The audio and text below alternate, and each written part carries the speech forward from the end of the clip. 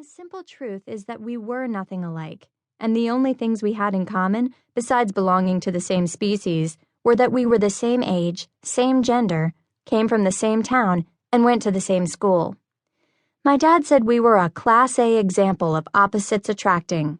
Short, quiet vegetarian who liked old movies and lizards and worried about the environment, versus tall, loud omnivore who liked Hollywood blockbusters and shopping and worried about her nails.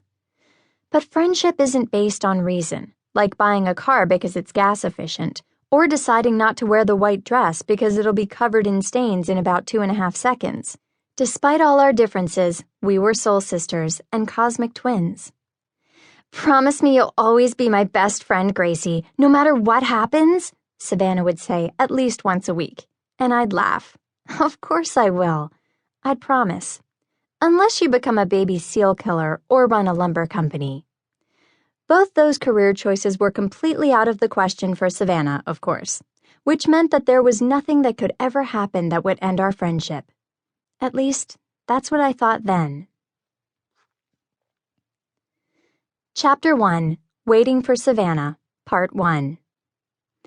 I was waiting for Savannah by the bike shed like I did every day after last period. We lived on opposite sides of Crow's Point, but in the morning we always met at the old road and walked the rest of the way to school together. And in the afternoon, we reversed the routine. On this afternoon, Mary Louise Lipinski was waiting with me. Mary Louise Lipinski was Savannah's other best friend, the one she'd had before she met me. Mary Louise wasn't one of those girls either. She and I liked each other and everything. I'd made friends with her before I even met Savannah, but I never saw her outside school unless she was doing something with me and Savannah, which wasn't that often anymore.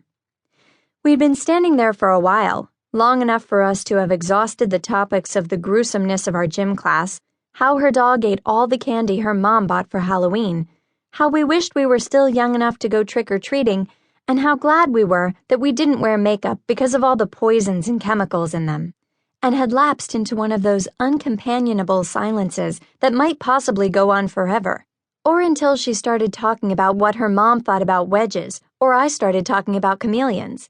I couldn't figure out why she was hanging around. Mary Louise fiddled with the strap on her bag. "You know, I just wanted to say that I'm really glad you can come out for my birthday, Gracie," she said. "It really means a lot to me." Me too. I felt kind of uncomfortable.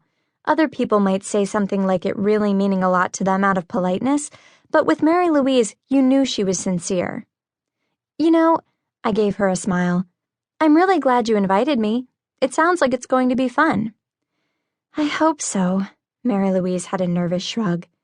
"I mean, I'm sorry it's not a real party or anything like that. Mommy thought we could go to Anzalone's." If she fiddled any more with that strap, she was going to break it. "I know it's not exactly fancy or anything, but the food's really good," her voice brightened. "I really love their eggplant parmigiana." "It sounds great." The only times I've ever been to Anzalone's was to pick up a pizza with Savannah. Part of my dad's tetanus grasp on modern life was a dislike of eating out.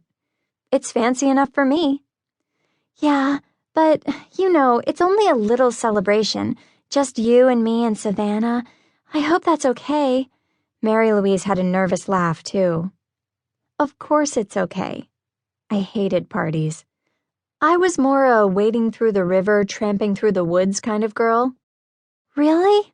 Mary Louise scrunched her lips together as if she was thinking of smiling. She thought better of it.